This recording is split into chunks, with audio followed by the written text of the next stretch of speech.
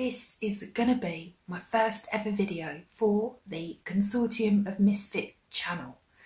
Feeling a little bit naked without my teacup, so I brought a different mug, a love heart mug, especially for you guys. This is just me talking off the top of my head, and actually I've become really interested in law and community advocacy as an entire subject over the past couple of years, and this has been inspired quite a lot really by Lucy Letby and getting involved in trying to understand what's going on there as well as what's gone wrong there.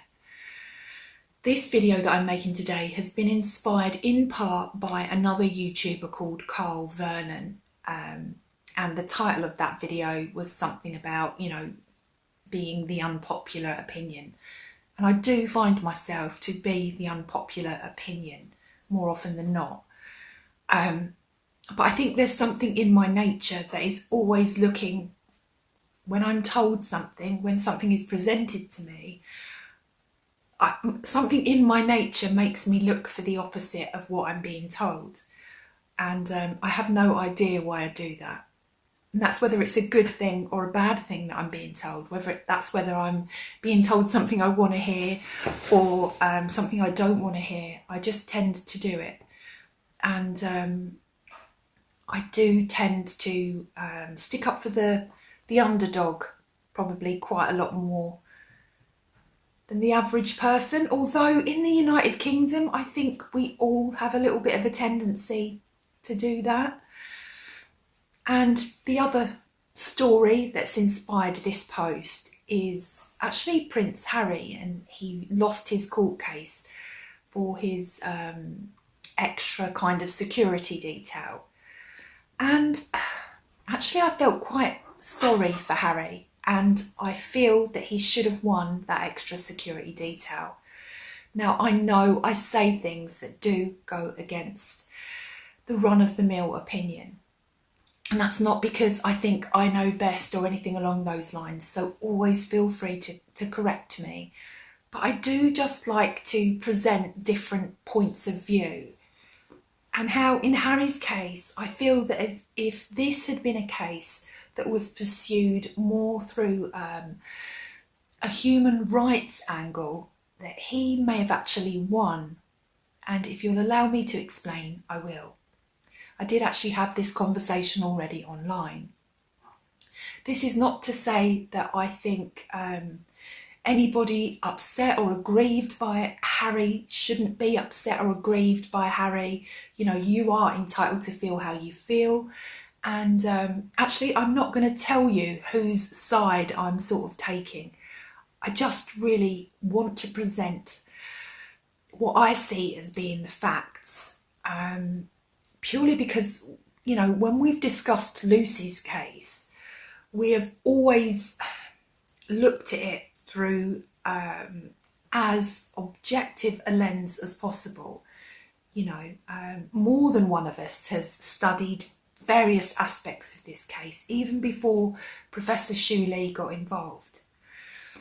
And it's with that attitude in mind that I sort of want to approach the Harry story, because like I say, I feel that if this had been pursued as a human rights case, then he might have stood a greater chance of winning.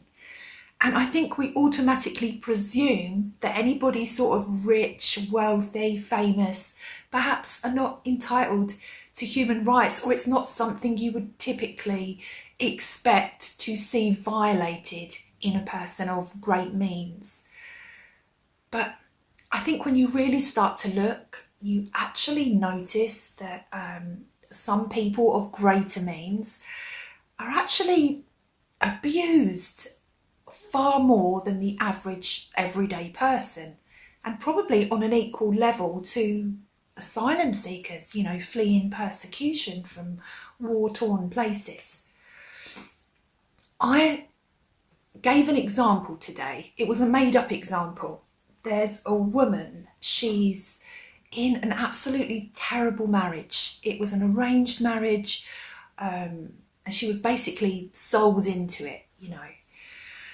So she's finally plucked up the courage to leave after, I don't know, being there for 10 years. She's been secretly squirreling it away a little bit of money so that she can make her escape. She's made her escape, and her husband is furious. So he says, you know, you're dead, basically. And it's quite a powerful husband. You know, he's got the army on his side. He's got everything on his side. So she really is in quite big trouble. And he cuts her off, you know, from her assets, and makes up a load of lies about her, you know, really is quite degrading in the sort of way he goes about treating her, in the way he goes about speaking about her, because obviously he's asked about it in public. To get even, she goes ahead and writes this book, and it's salacious, it's juicy, it's a bestseller. Everyone buys it. They even want to make a movie about it on Netflix. And some of the stories in there are truth. Some of them are pulled from truth, but exaggerated and stretched. Some of them are completely subjective, and, you know, and some of them are not true at all. But it is a fantastic book. So now the husband is so enraged. You know, he's hiring hitmen and all sorts of things to, you know, completely do her in. So she flees for her life to one of the countries that she knows has got an excellent reputation for providing safety, because this is a high profile, you know, she's a woman of means or whatever else. So she goes there, and she is assessed when she arrives, and her level of risk is assessed as needing extremely high security.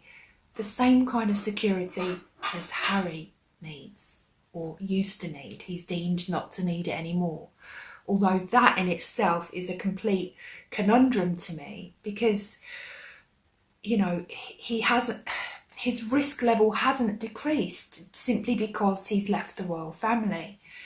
Now, in both of these cases, neither person chose the life that they were given. Harry was born into his, so he was born with that risk around him already. He never got any say in it. This woman, it was an arranged marriage, you know, her family received like a dowry or something, and well, her whole family would have been bankrupt if she hadn't have gone ahead with that marriage.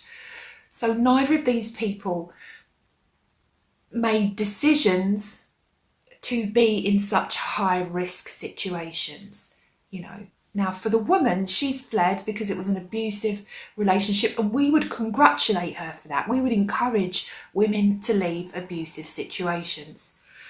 Now, whilst I don't believe that Harry has left an abusive situation, I do believe that being forced against your will to stay in any environment that is making you unhappy is abusive. So, you know, we can argue for kind of both sides here. So, yeah, this woman, coincidentally, under human rights law, would get the protection she needs, whilst Harry didn't get it. And Harry's risk has not decreased. Now, somebody in the conversation I said that I had earlier said, oh, well, you know, Harry shouldn't have bragged about being in wars with the Taliban and all of this kind of stuff. But I think, well, normal soldiers actually probably might talk about incidents and details that they've been involved in during their service. And once again, due to trying to get men to open up especially, and improving mental health, especially in people that have left the military services, we would absolutely encourage that. You know, we would say you absolutely must do it and no holding back. So in this way, we are also not affording Harry the same luxury of being open as everyone else is allowed to be. So, yeah, I didn't really think that was a valid argument. And some people say, well, you know, he's behaved so badly that, you know, who cares, basically? And I think, well, isn't that really the same as saying, well, that woman went to that nightclub the night she got assaulted and R-worded, and she was wearing a miniskirt, she drank a whole bottle of champagne, she was absolutely off her nut. She deserves everything she gets. You know, we wouldn't dare, or some people might still say it actually, but we would jump on them like a ton of bricks and say she still didn't deserve to be R-worded. So, do you see? It to me, it's not a fair scenario. We are expecting him to not have any kind of say in the kind of life that he wishes to pursue as an adult. That's wrong. That's abusive. We are saying that he can't talk about anything that he's found that's caused him emotional distress and upset. That's wrong. You know, at the end of the day, this chap lost his mum in the most horrendous, shocking of ways. So even that of itself is a big deal, really. And now we're saying that he went off to work in the army and he's not allowed to talk about that. You know, we are expecting more than we expect from any other human being out of this young man. And we're still saying that his security means nothing.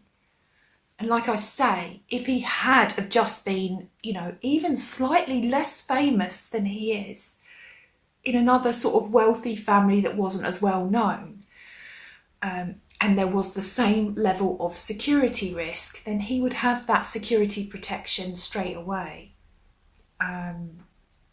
So I think he should get the extra security.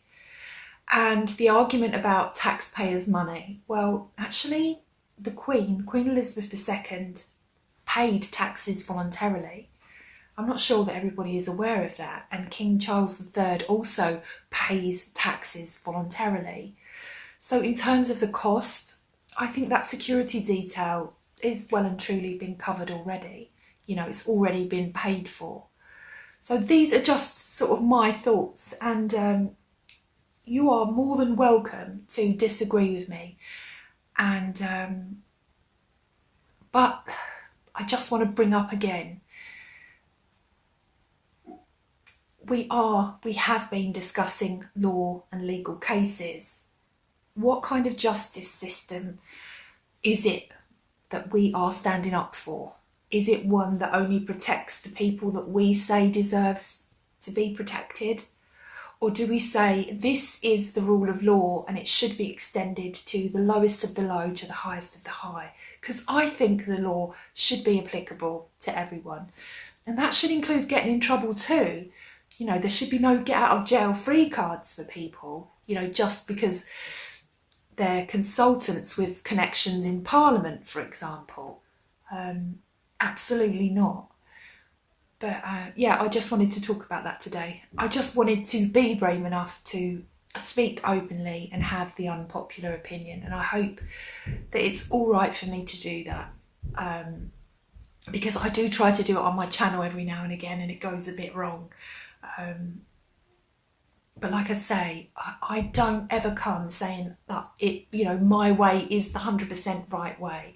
And I'm only presenting this as a hypothetical argument. You know, I'm not a lawyer or anything. And sometimes I could just be downright wrong. So, you know, I'm learning from you too. And I'm shutting up now.